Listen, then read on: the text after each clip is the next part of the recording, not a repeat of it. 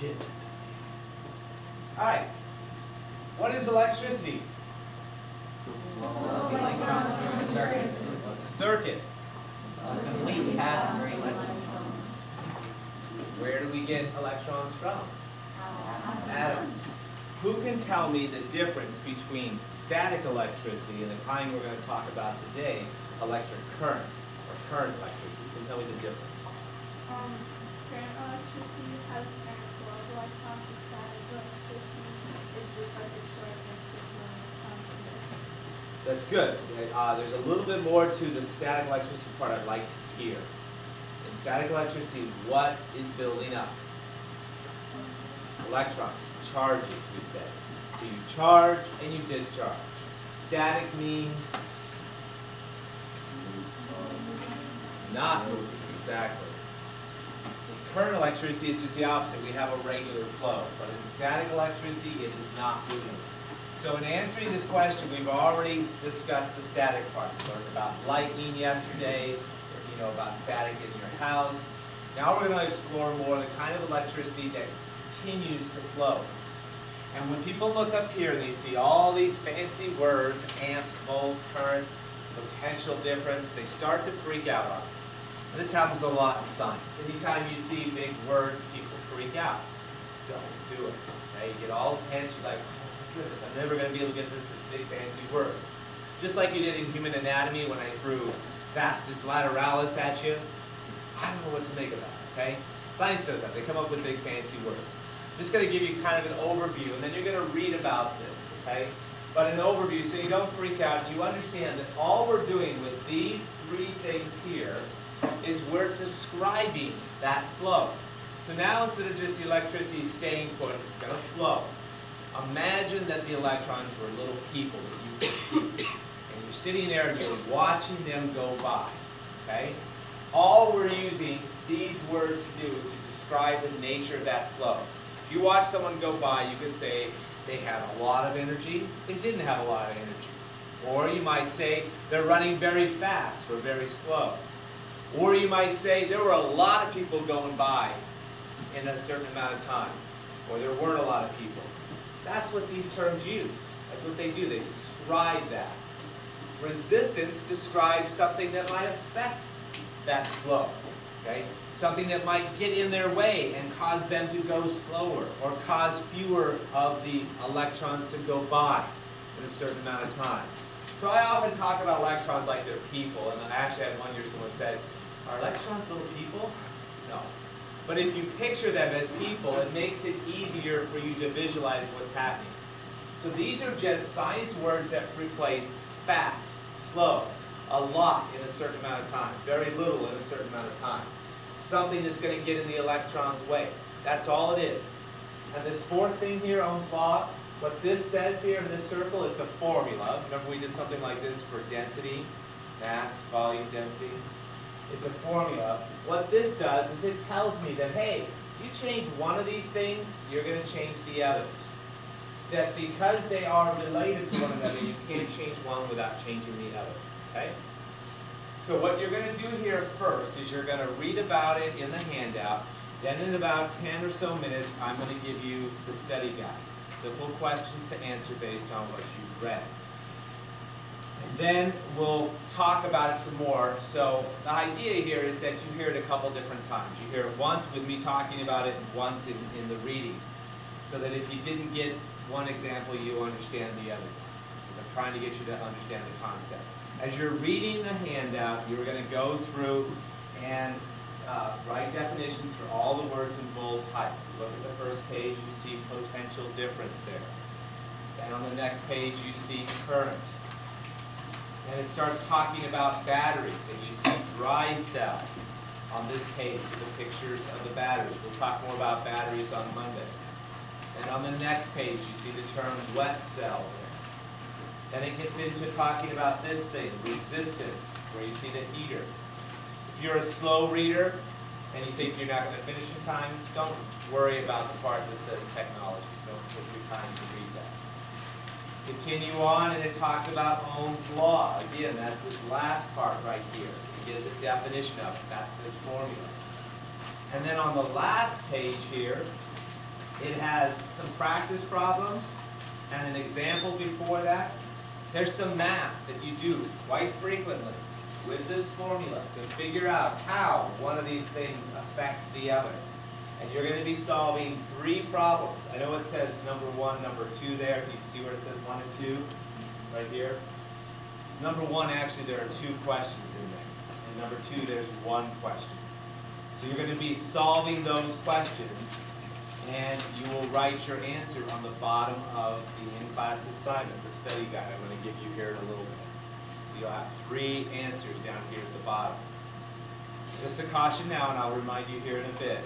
When you answer those questions, you're going to be solving for current, volts, and resistance. And when we put a label on those answers, we use the A, the V, or this funky little symbol called the omega, which stands for ohms. So when you get your answer, it's simple math. It's either multiplication or division. Make sure you put the V, the A, or the little ohm symbol on your answer. And this doesn't make any sense, you actually haven't read that far, but when you get there, just make sure you put the correct label. You can see in the examples how they labeled their answers. Okay? I'm going to also show you when you're done a little race over here. I'm going to have 2 races. I'll be the red liquid, and somebody else will want to. All right. I'm going to try to now explain to you again some of the concepts you just read about, but I'll do it in my own way. And I'm going to kind of tie it into stuff that we've talked about in class. So, in terms of note-taking, you write down what's helpful to you. It doesn't matter if you know only one way of understanding voltage, as long as you've got one way for each of these 3 things. What I have set up here are 2 different races. Okay? We're going to race and see whether the red or the blue will make it through first. I need someone to come play the part of blue. Okay? Come on up. We're going to stand over there so you're out of the way of the camera first. And I'd like you to examine these 2 races, because this race is representing one of those 3 concepts we've already talked about, and this is representing something else. What is the main difference between the red setup and the blue setup here? The red one has the missing path because it's just one. And a lot of people see that. They see the fact that the tube on the blue one here curves. That's not going to have any real impact. So it's not that. I will tell you that the length of the tube on both of these is the same. What's the obvious difference? It's higher, okay? Now, what does the height do to it? Well, what did you predict? Who's going to win, red or blue? Red. Let's find out. Without getting your body in here too much, reach across there and grab that, and you're going to pour in at the same time as me. And now you stand right in front. Why don't you stand over here? You'll stand in their way, but at least the camera will go. Mark, get set, go. Don't spell. Don't spell. Come on, Aurora. You done yet?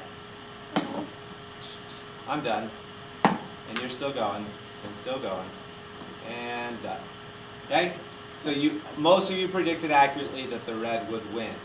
Why? Nope, nothing to do with the resistance. Same tube, same length of tube, same thickness of tube. The tube represents what in a real circuit? The wire. Do you think the wire doesn't work as well if we curl it up like this in a circuit? No, it works just as well. 2 things affect how much resistance we have. The length of the tube and, well, 3 things. And the diameter of the tube, or the wire, and what's the 3rd thing that determines whether it's going to be a good conductor? The type of material, exactly. If this were a wire made of plastic, it's not going to be a good conductor. If it's made of copper, a good conductor. Gold, even better. So length, how big around it is, and the type of material. Well, these are the same length, same diameter, same type of material. So it's not the tube. Why did I win then? What was the difference, Megalyn? The height. It started higher, right? You want to go back over there? So, to understand this, this is this concept we call potential difference. If I were to fall down now, do you think I'd have a high potential, a high probability that I'm going to get hurt? Probably not, unless I keep my arms pinned to my side and my head hits the ground. Okay, but I get up on the stool, I have a higher potential of getting hurt. Get it? I can fall farther. I get up here, even higher. There's a guy that fell out of a 47-story building. He was cleaning the windows, and he survived. Okay, you heard about that one? Yeah. But the potential that he was going to die was extremely high. That's very rare. And the truth is I did more work than Aurora. Do you see how I did more work than she did? It looked like all we did is we both poured in the same amount of water, but how did I do more work? You poured more of it in at the same time than you did. No, that wasn't. We did the same work in terms of getting the water from one point to another. I did more work overall. There you go. I had to reach higher. Lazy old Aurora over here. She only had to lift this high. I had to lift my water all the way up here. That took work. And I get back something for my work. I get more energy out. Or put another way, the water, what is the water representing? Electrons. The electrons are going to go faster. The higher I lift it, the faster it's going to go. Gravity has more time to get that water going. So what we're really describing here is something called, potential difference or voltage. It's the same thing. We could just describe it a couple different ways. When I describe it as speed, how fast it is, I'm here and I'm looking at the electrons as they go through the wire, as they go through, in this case, the water goes through the tube. And I would say that my water went through faster than her water. Duh, I won the race, right? But the other way I could describe voltage is as a difference between where you are and where you're going. You see how this difference is bigger than this difference? Yes? Okay? The same thing goes for, say, the Van de Graaff generator. Think about the demo we did yesterday. I had Tiffany. She was a good sport. She was up here for a long time. And I had her standing on the stool. And she put her hand on the Van de Graaff generator and built up a great big charge. Okay? Why did I have her standing on the stool? So she wouldn't be grounded. Because if she's standing on the ground, instead of billions of electrons building up on her body, they would go from her to the ground. They go straight down. But by putting herself on an insulator, she builds up more here. So she's got a whole bunch here, no extra ones there. If you've got a billion here and none there, they're really going to want to go. We say there's a big difference from what you got and where they can go. Big difference, a billion. If I have a billion extra electrons and you have a billion extra electrons, is there a big difference? Is there any difference? Will they want to move to you? No. They won't move at all. But now you're understanding why you got more of a shock at one time and less under other conditions. When we had Tiffany touch somebody that was standing on the ground, it was ow, right? But when we had the person, we did our chain all the way to the other side, and we had the person at the end go touch the metal plate and then touch, we gave an even better path. There was even a bigger difference, because now instead of having to go through the person's body, it went directly to the earth. Get it? There's a bigger difference. It's not just going to the person, it's now going to the earth directly. And that's why you got the stronger shock. Bigger potential difference. How many think they understand that idea, potential difference?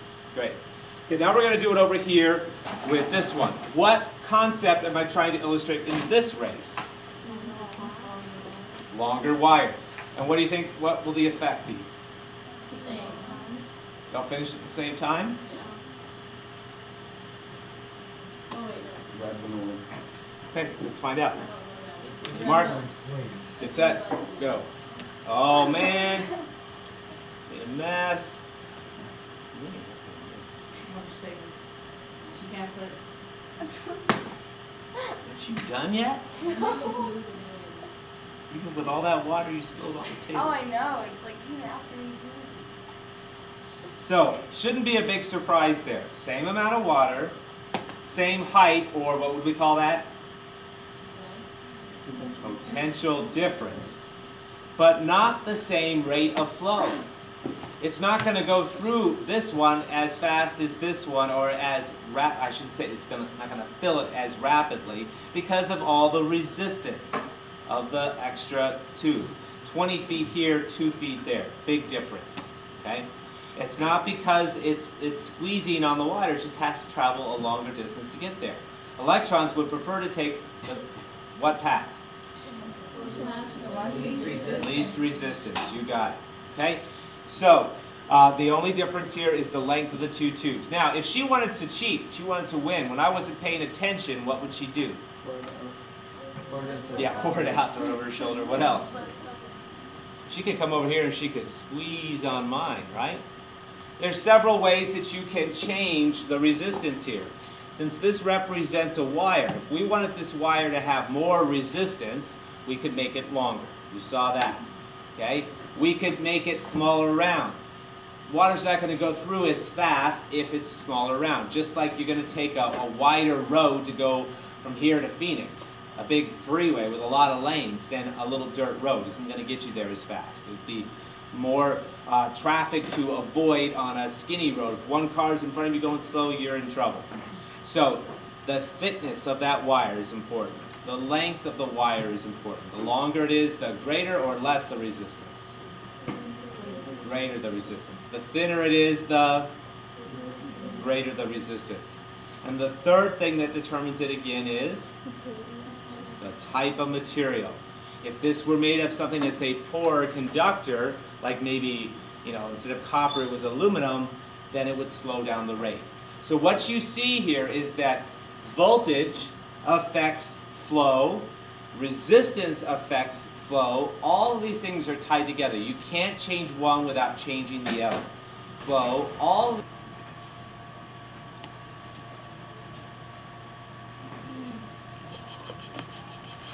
Okay. This is the type of math problem that you're expected to do quite frequently, and I'm going to cover how to do this, and then you'll have a few minutes to finish it up if you haven't worked through yours already. But we know, according to this law called Ohm's Law, represented by this circle and this formula, that if you change one thing, voltage, you're going to affect current and resistance. There's no way around it. The three things are tied together. And this is the formula. V equals I times R is one way of saying Ohm's Law. You read about it in your handout, and it was listed 3 different ways. Well, it's listed 3 different ways because there's 3 different things you might have to solve for. You might have to solve for V, for voltage. What does I stand for? Current. I represents current in the formula. Now you're probably saying, why didn't they make it A? Because A was already taken. How about that? Or how about this answer? I is short for impetus, which is the pushing force of the electricity. So they use that. Whatever the reason, that's what they use in the formula. Okay? When you get your answer, when you're solving for current, for amps, you write A as your label, not I. Likewise, when you're solving for R, which is resistance, you don't write 80R, for instance. You would write 80 ohms, not the letters OHMS, but this symbol. This is a symbol, a letter out of the Greek alphabet, this one right here, called the omega, and that represents resistance. So to solve for each of these things, your steps in solving a math problem like this, some of you just freak out again when you see a math problem and a word problem. You have no idea what to do. There are specific steps you should go through. First of all, ask yourself what you're solving for. Are you solving for voltage, current, or resistance? Second step, what's the formula? Every one of these things has a formula. If you remember this little VIR thing in the circle, just like we did with our formula for density, remember that? We put it in a circle just like this. If you remember the VIR thing, you can recreate whatever formula is called for. In this first example, we're supposed to solve for voltage. If voltage is the thing they're asking for, how many volts? You cover up the V, and your answer, the formula, is right there, which is what? I times R. We know we're either going to divide or multiply. If it's next to each other, we multiply. If it's one above the other, we divide. So I simply write out the formula. Voltage, cover it up, equals I times R. Current times resistance. On this one, they're asking me for the current. I. So I cover up I, And the formula is V over R. Or put another way, it's V divided by R, if we're going to write it out like a math problem. Okay? So on this last one, resistance is what? Well, look at it. Resistance is, we cover up the R.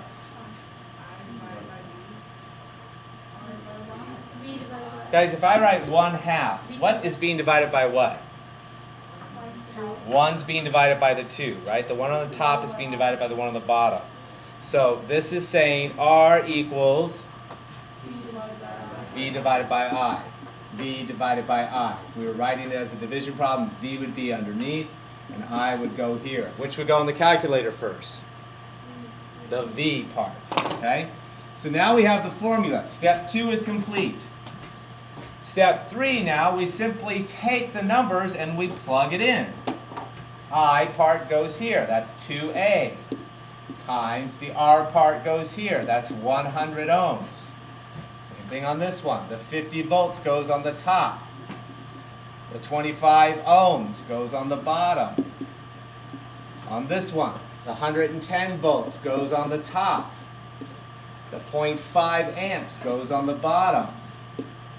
And we know that that's a division problem. So that would be 50 goes inside, divided by 25 on the outside. What's the answer? 2. We're solving for what, though? What is I again? Current. What's the label for current? What is it? What label do we use for current? A. It's right here, guys. A for amps. So we go 2A. It's our label. Over here on this one, we're solving for, which is resistance in what units? Ohms. 110 divided by 0.5 is what? I'll give you a hint. Anytime you divide a number by 0.5, by half, it's the same as multiplying it by 2. 220. 220 is the answer. What is my label, Tyler? Look over there, underlined in blue. What's the label? Ohms, but I draw the little omega symbol. I don't write OHMS. Got it? On this one, V equals I times R. 2 times 100. You guys, you just get freaked out by math, don't you? You look at numbers, you look at word problems, and you freak out. Is this not easy? It's multiplication and division. That's all there is to it. If you work the steps, you'll be fine. 200 what? V. So as you work through those examples, okay, on the study guide, first step, which of the 3 formulas do you need? Are you solving for R, I, or V? Write out the formula. Then stick in the numbers. Do your multiplication or division, get your answer, and then put the correct label, either a V, an A, or the omega sign on it. I'll give you about another minute to make sure you've got that. This last, just to make sure you've got this. Okay? Which would you choose to put out a fire? Gee, I wonder. Squirt gun or fire hose? Yeah, squirt gun, because it's more fun, right? Yeah, until your house burns down. You know that a fire hose is going to put out more gallons every minute than a squirt gun. You also know if you're trying to hurt somebody, you're going to hurt them with a fire hose, not a squirt gun. Even if I have a powerful squirt gun and I hit you with it, that jet hits you right between the eyes. You go, ow, stop that. But is that going to knock you across the room? No. Fire hose can. Also consider this. You open up a fire hose, even for half a second, a minute, you're going to put a lot of water out. You can get someone soaked real quick with a fire hose. With a squirt gun, may just get a little bit of water, they can wipe right off. So when I talk about these two, think about the amount of water coming out every second. That would describe the current, the gallons per minute. It works for rivers and streams and creeks too. If the river has a big current, You're thinking, ooh, that means it's really pushing rocks and sand downstream. And you're right. That means it's doing a lot of work. When you have things like a stereo amplifier, guitar amplifier that's having to make a lot of loud sound, it's going to do a lot of work, it's going to need a lot of current. Your washing machine, it's having to move those clothes around, need a lot of current, it's going to do a lot of work, okay? Gallons per minute. But the voltage describes kind of the pressure. If we're talking about water, that would be the pressure. How much force is that water coming out with? How far is it squirting? So the squirt gun would have high or low voltage. If it squirts it far, it could be high voltage. It could be a lot of energy. But are you going to get a lot of gallons per minute? No. So high or low current? Low. Consider the Van de Graaff generator we used. Do the electrons come off with a lot of energy? Yes. Yes. So much that they can jump through the air. Remember that? So high or low voltage? Does it come off with so much force that it could knock you across the room? No. That's why it's safe. It's low current, high voltage. Are you getting this? Okay. Now, I can give you another example here that might help you to understand this. Anytime you hear high current, think it's moving a lot of water, or it's moving a lot of electrons every second. I want you to imagine for a moment now that you go out to a track, okay? And a track works great for this because you've got an oval. The oval represents my complete circuit, the path for electrons to flow. I have some runners going around the track, okay, on the track. And the runners represent electrons. So if I have runners and they're going fast, I have high voltage. They got a lot of energy and they're running fast. Okay? If I have them run faster, will they pass me? If I'm right here on the side of the track, will they pass me more often? Yes. Yes. So I increased their voltage, and what else increased? Speed. Current. Someone said it. Current. More people, that's good, Tyler. More people are passing me every second. Look, if they go slow, there's 2, 4, 6, 8. If they go fast, 2, 4, 6, 8. I didn't change the number of runners, I just had them going faster. Okay, and I changed the current. What if I were to fill the track with runners on every lane and they're all running full speed? Do I have high or low voltage? Do I have high or low current? High. I have high current and high voltage. That's a dangerous situation. Hold on. I've let you guys go early many days. I want to make sure I finish this demo, this explanation. So, if you were to walk out on the track and there's only 2 runners going fast and they hit you, is that going to kill you? No. Van de Graaff generator. If you were to walk out onto that track and every lane is filled with runners and they're going very fast, could that kill you? Yeah, it would be like a stampede. It would be like a soccer game in England when everyone just rushes the field or whatever. That could definitely kill you. Now, in that example, if I want to add resistance, I might put some hurdles out there on the track. Do you see how that's going to slow the runners down as they have to jump over the hurdles? And it's going to decrease the voltage. It's going to decrease the current. It's going to change both of those things. So you change one, you change the other.